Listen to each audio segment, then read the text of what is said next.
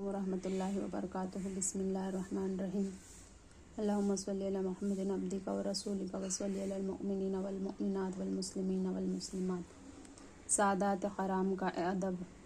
پیارے اسلامی بھائی اور بہنوں، نیکی کی دعوت دینے کا کتنا پیارا اور مؤثر انداز تھا ہمارے پیارے اعلیٰ حضرت رحمۃ اللہ تعالیٰ علیہ کا۔ اللہ عز و جل آپ رضی اللہ تعالیٰ عنہ سادات کرام کی کس قدر تعظیم فرماتے تھے۔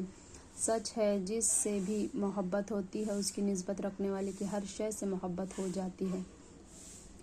چونکہ سادات کرام سرکار مدینہ سرور سینہ صلی اللہ علیہ وسلم کی اولاد ہے، لہٰذا ہمیں ان کا احترام کرنا ہی چاہیے۔ ان شہزادوں میں سے کسی سے بالفرض اگر کوئی خطا بھی سرزد ہو جائے تو اس بنا پر ہرگز کسی سیدزادے سے کراہیت نہیں کرنی چاہیے۔ ہاں، اس فعل بد کو ضرور دل میں برا جانے اور احسن طریقے سے اس کی اصلاح کی کوشش بھی کرے۔ اعلیٰ حضرت رحمۃ اللہ تعالیٰ علیہ سادات کرام کا اس قدر احترام کرتے تھے کہ آپ رحمۃ اللہ تعالیٰ علیہ فرماتے ہیں، اگر قاضی کسی جرم کی پاداش میں اگر کسی سیدزادے پر حد شرعی جاری کرے یعنی سزا دے تو اس وقت تک یہ نیت کرے کہ شہزادے کے پاؤں میں کیچڑ لگ گیا ہے، میں اسے دھو رہا ہوں۔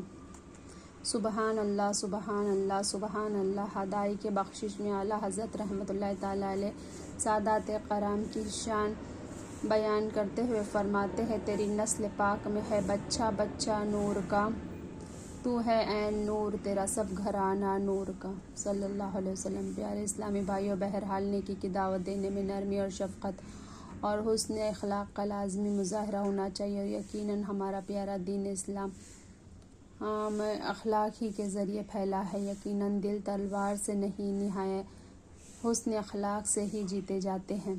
انسانیت کا ناگفتہ بحالت۔ پیارے اسلامی بھائی اور بہنوں، گلشن رسالہ صلی اللہ علیہ وسلم کے سب سے حسین پھول یعنی ہمارے پیارے آقا صلی اللہ علیہ وسلم کا اسوہ حسنہ ہماری نگاہوں کے سامنے ہے۔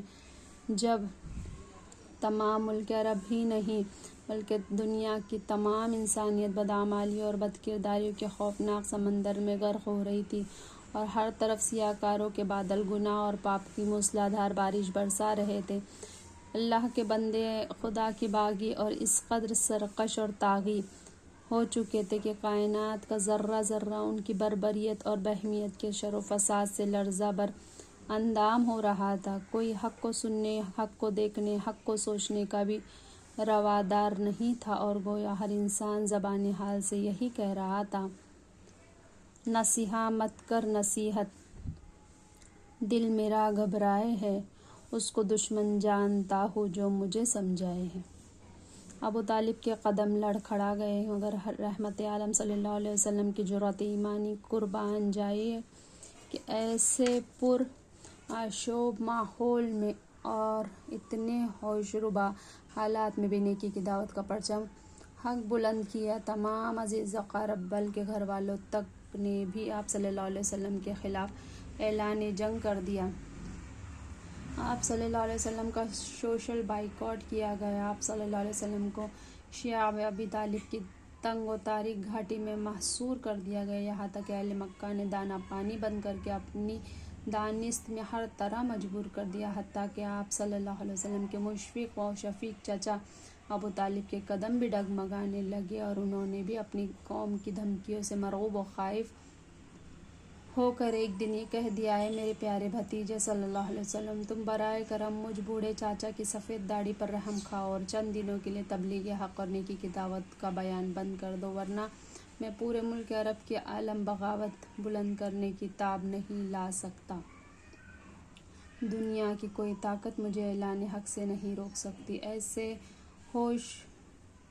ہوشربا حوصلہ شکن حالات میں بھی حبیب پروردگار صلی اللہ علیہ وسلم نے اپنی پیغمبرانہ استقامت کے ساتھ اپنے چچا کو یہ جواب دیا، اے میرے چچا، خدا کی قسم اگر وہ لوگ میرے سیدھے ہاتھ میں سورج اور الٹے ہاتھ میں چاند بھی لا کر رکھ دے، جب بھی میں اس کام کو ہرگز نہ چھوڑوں گا یہاں تک کہ اللہ عز و جل سے اسلام کو غالب کر دے یا میں اس کام کو اپنی جان دے دوں۔ بہرکیف ہمارے پیارے آقا صلی اللہ علیہ وسلم نے اللہ عز و جل کے سچے دین کو پھیلانے کا سلسلہ جاری رکھا۔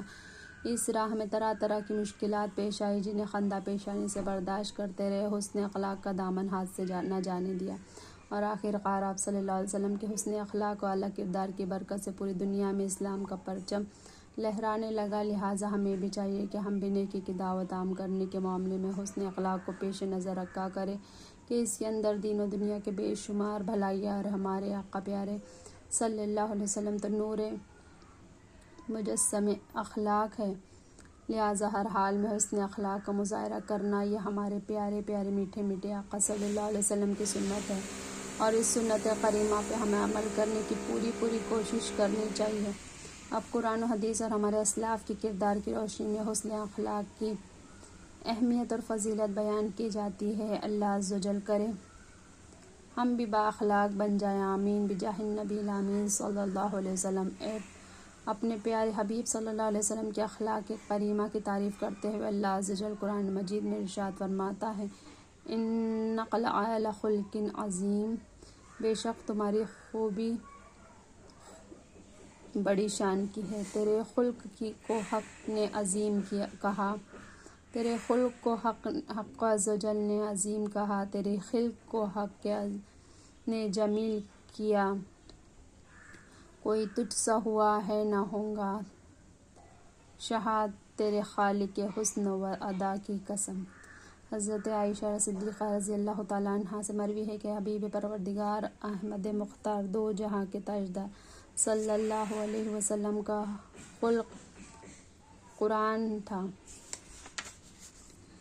حسن اخلاق کی تعریف حضرت سیدنا عبداللہ بن مبارک رضی اللہ تعالیٰ عنہ حسن اخلاق کی تعریف کرتے ہوئے فرماتے ہیں کہ خندہ پیشانی اللہ کی راہ میں خرچ کرنا اور کسی کو تکلیف نہ دینے کا نام حسن اخلاق ہے۔ حسن اخلاق اسلامی بھائی میں یہ صفات ہونی چاہیے۔ بزرگوں نے فرمایا ہے کہ خوش اخلاق میں وہ جو شرمیلا، کم گو، کم بولنے والا، راست گو، سچا، دوسروں کی بھلائی چاہنے والا، جلد رنجیدہ نہ ہونے والا، بندگی بہت زیادہ کرنے والا، کم غلطی کرنے والا اور بہت کم فضول باتوں میں پڑنے والا، وہ دوسرے لوگوں کی خیر خواہ، دوسرے کے حقوق کے سلسلے میں نیک کردار، شفیق اور باوقار ہوتا ہے، لمبی امیدیں نہیں مانتا، اس کو لالچ بھی بہت کم ہوتا ہے، وہ صبر کرنے والا، متین کانِ شاکر، بردبار، رفیق القلب، کوتا سخن ہوتا ہے، نہ بڑی باتیں زبان سے نکالتا ہے، نہ کسی کی چغلی کھاتا ہے، نہ کسی کو گالی دیتا ہے، نہ کسی پر لعنت بھیجتا ہے، نہ کسی کی غیبت کرتا ہے، اس میں اجلس پسندی نہیں ہوتی، اور نہ وہ کسی سے کینہ و حسد رکھتا ہے، خوش روح، خوش کشادہ پیشانی اور خوش زبان ہوتا ہے، اس کی دوستی، اس کی خوشی اور اس کی ناراضگی صرف اللہ کے لیے ہوتی ہے۔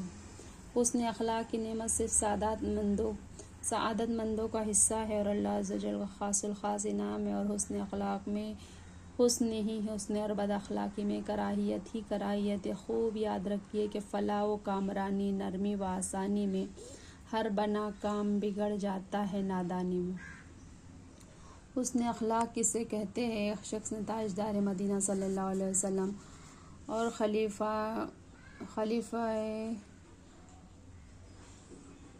ایک شخص نے تاجدار مدینہ صلی اللہ علیہ وسلم سے حسن اخلاق کے متعلق سوال کیا تو آپ صلی اللہ علیہ وسلم نے یہ آیت مبارکہ تلاوت فرمائی، خذ العفو وامر بالعرف واعرض عن الجاہلین۔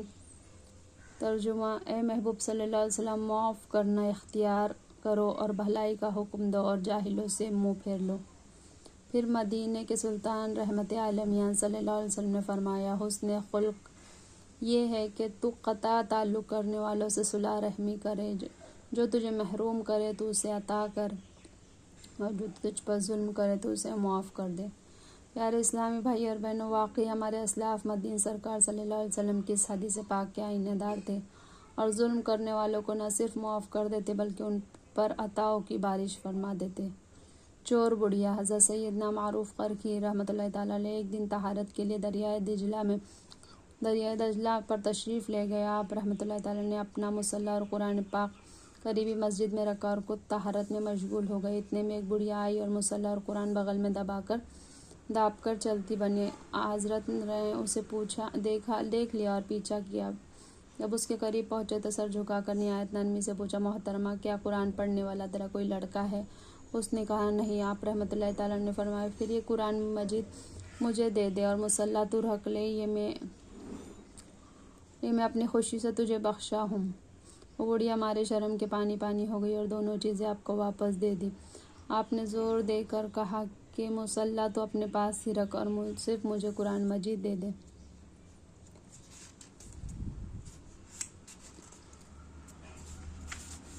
لیکن بڑھیا اپنی نازیبا حرکت کے مقابلے میں آپ رحمۃ اللہ تعالیٰ کا حسن اخلاق اور حلم دیکھ کر اس قدر شرمندہ تھی کہ دونوں چیزیں آپ کے پاس چھوڑ کر روتی ہوئی وہاں سے چلی گئی۔ سبحان اللہ، ذاتی طور پر نقصان پہنچانے والوں، اپنے مال چوری کرنے والوں تک پر اس قدر شفقت، یہ حسن اخلاق کا انتہائی عظیم درجہ ہے۔ ان بزرگوں کے بلند اخلاق، اعلیٰ کردار اور مخلوق خدا پر پیار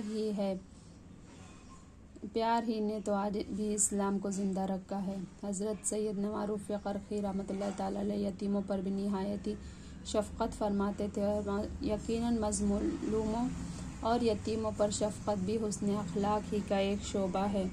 چنانچہ یتیم بچے کی عید، حضرت سیدنا سیری سختی رحمۃ اللہ تعالیٰ علیہ سے روایت ہے کہ عید کے دن میں نے حضرت سیدنا معروف قرخی رحمۃ اللہ تعالیٰ کو دیکھا کہ آپ کھجوریں چن رہے ہیں اور ایک کمسن لڑکا ان کے پاس کھڑا ہے۔ میں نے پوچھا، حضرت آپ ان کھجوروں کا کیا کریں گے؟ فرمایا، یہ لڑکا جو میرے پاس کھڑا ہے رو رہا ہے۔ میں اس سے رونے کا سبب پوچھا تو اس نے کہا، میں یتیم ہوں، آج عید کے دن دوسرے لڑکوں کے نئے کپڑے پہنے ہیں لیکن ہمارے گھر میں کچھ نہیں ہے، چنانچہ میں کھجوریں اس لیے چن رہا ہوں کہ انہیں فروخت کر کے اس بچے کے لیے اخروٹ خریدوں، یہ اخروٹوں سے کھیلے گا، اس کا دل بہل جائے گا۔ میں سیری سختی رحمۃ اللہ تعالیٰ علیہ نے کہا، آپ تکلیف نہ اٹھائیں، اس بچے کی دل دہی میں کروں گا۔ یہ کہہ کر اس بچے کو میں نے اپنے ساتھ لے لیا، پہلے اس کو نئے کپڑے پہنائے، پھر اس کو اخروٹ لے دیے۔ وہ بچہ خوش ہو گیا۔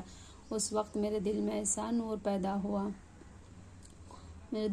نور و سرور پیدا ہوا کہ میری حالت ہی کچھ اور ہو گئی۔ سبحان اللہ و بحمدہ، سبحانک اللہم و بحمدک، اشہد ان لا الہ الا انت، نستغفرک و نتوب الیک۔ سبحان ربک رب العزۃ عما یصفون وسلام علی المرسلین والحمد للہ رب العالمین، برحمتک یا ارحم الراحمین۔ جزاک اللہ خیرا کثیرا، آمین۔